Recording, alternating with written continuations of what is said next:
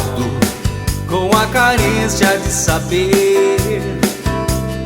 Quando eu procuro a natureza pra esquecer, levanto e dou uma volta e esqueço aquilo tudo que me revolta.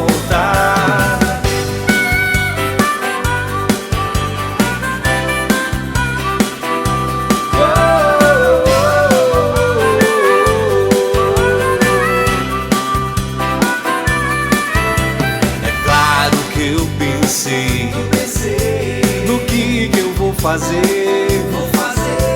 Eu tenho que parar e pensar para entender.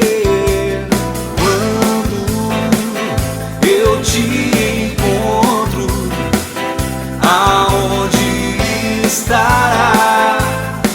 O que pode acontecer? O que será?